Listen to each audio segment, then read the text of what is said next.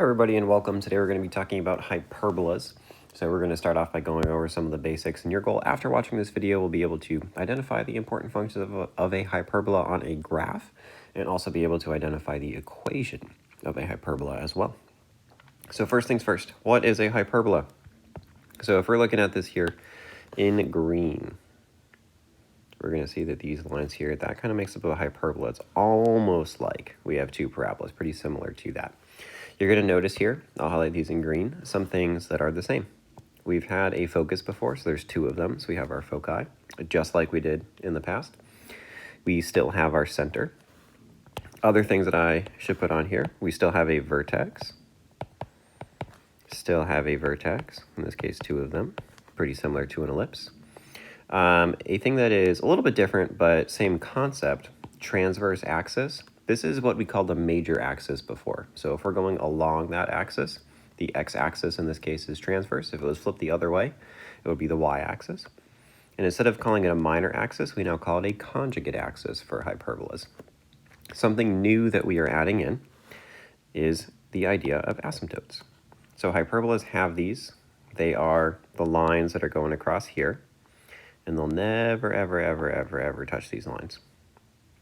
So it kind of gives them shape.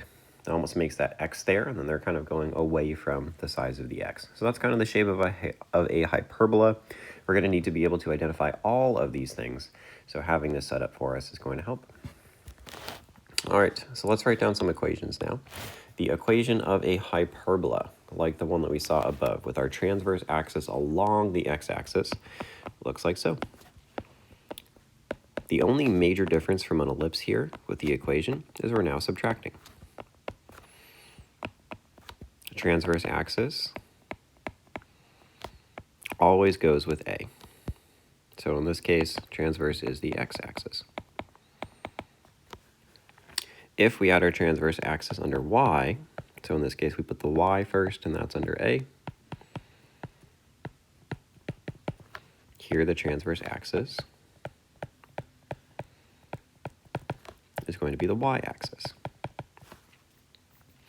All right, before it used to be A had to be bigger than B. We don't know now. So it's not necessarily the case. It could be sometimes, could be not other times. So that is a new rule that we no longer know. A few more vocab terms. What is A? What is B? So A is the distance from the center to the focus. From the center to the vertex. Wow. So A is distance from center to vertex, and C is still a distance from the center to the focus. So those two things are the same. We no longer have an easy way to count to B, but the way that we find B is using a formula that looks pretty similar to what we've done before. This time it's c squared minus a squared. So that is how we would go about finding B. Lastly, we do need to know what are the equations of our asymptotes. So those lines here that go up like this that we highlighted. So to find each of those is actually going to be different depending on which function we have. So for asymptotes, I should actually erase this here because this is true for both of these things. Asymptotes are different depending on which is your transverse axis. So here it is y equals b over a times x and y equals negative b over a times x.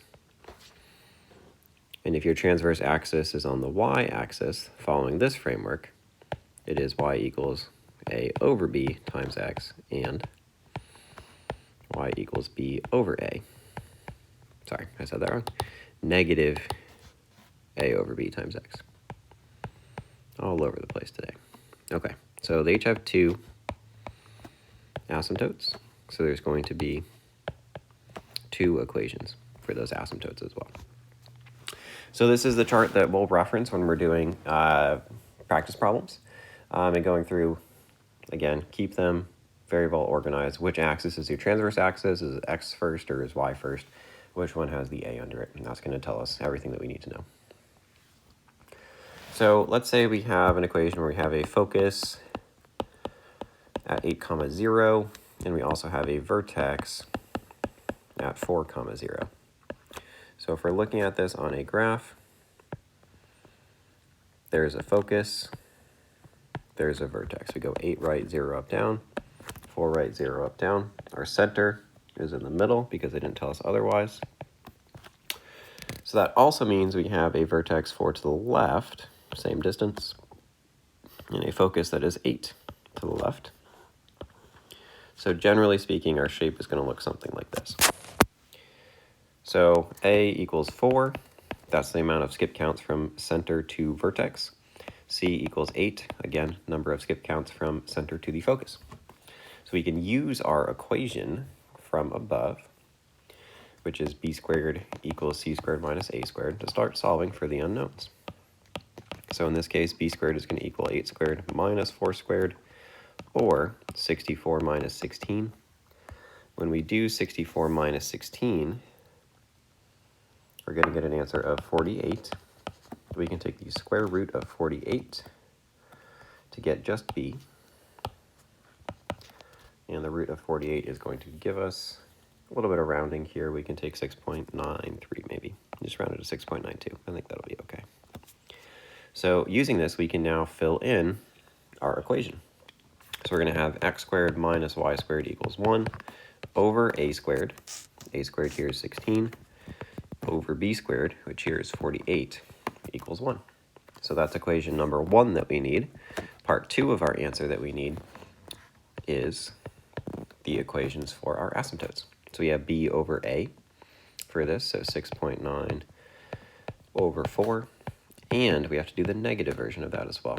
So negative 6.9 over 4x. I think it's like 1.7 something when we go through and calculate. But now a little bit more in depth when they ask us for an equation, because there are multiple that we need to find. But the key to this, just like everything we've done so far, let's solve for a, b, and c first, and then we can use those to plug into the equations that we have in our notes. So some new equations to work with today. A lot of the concepts and process are very